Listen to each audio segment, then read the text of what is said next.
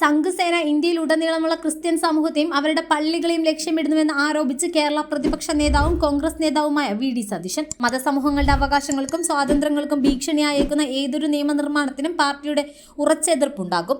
കഴിഞ്ഞ വർഷം ഏകദേശം 785 പള്ളികൾ ആക്രമിക്കപ്പെട്ടുവെന്നും നിരവധി പുരോഹിതന്മാരെ ജയിലിൽ അടച്ചുവെന്നും സതീശൻ പറഞ്ഞു. വഖഫ് ബിൽ പാസാക്കിയതിനു ശേഷം സംഘസേന ക്രിസ്ത്യൻ സമൂഹത്തെ ശ്രദ്ധ കേന്ദ്രീകരിക്കുന്നത് ശക്തമാക്കിയിട്ടുണ്ടെന്നും അവരുടെ താൽപര്യങ്ങൾക്ക് വിരുദ്ധമായ ഒരു പ്രത്യേക അജണ്ടയുണ്ടെന്നും സതീശൻ കൂട്ടിച്ചേർത്തു. അത്തരം സംഭവ വികാസങ്ങളോടുള്ള കോൺഗ്രസിന്റെ ഉറച്ച എതിർപ്പിന് അദ്ദേഹം ഊന്നി പറഞ്ഞു. പാർട്ടി പാർലമെന്റിൽ വഖഫ് ബില്ലിനെ എതിർത്തിരുന്നുവെന്നും നിർദ്ദിഷ്ട ചർച്ച് ബിൽ പോലുള്ള സമാനമായ നടപടികളെ ചെറുക്കുന്നത് തുടരുമെന്നും അദ്ദേഹം പറഞ്ഞു. ഇന്ത്യയിലുടനീളമുള്ള ക്രിസ്ത്യൻ സമൂഹത്തിലെ അംഗങ്ങളെയും അവരുടെ പള്ളികളെയും സംഘസേന ആക്രമിക്കുന്നു.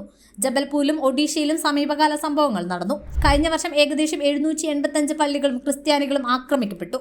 നിരവധി പുരോഹിതന്മാരെ ജയിലിലടച്ചു. ക്രിസ്മസ് രാത്രിയിലെ പ്രാർത്ഥനകൾ തടസ്സപ്പെട്ടു. ഇവിടെ തന്നെ തൃശൂരിലെ ഒരു പുരോഹിതനെ ആക്രമിച്ചു. വഖഫ് ബില്ലിനു ശേഷം സംഘസേന ക്രിസ്ത്യൻ സമൂഹങ്ങളിൽ ശ്രദ്ധ കേന്ദ്രീകരിക്കുന്നുണ്ട്. പാർലമെന്റിൽ വഖഫ് ബില്ലിനെ ഞങ്ങൾ എതിർത്തു. ചർച്ച് ബില്ല് കൊണ്ടുവരാനുള്ള കേന്ദ്ര സർക്കാരിന്റെ നടപടികളെയും ഞങ്ങൾ ഇനിയും എതിർക്കും. ഒരു നേർപ്പിക്കലും വരുത്താതെ കർശനമായ മതേതര നിലപാട് ഞങ്ങൾ സ്വീകരിക്കുമെന്നും സതീശൻ വ്യക്തമാക്കി.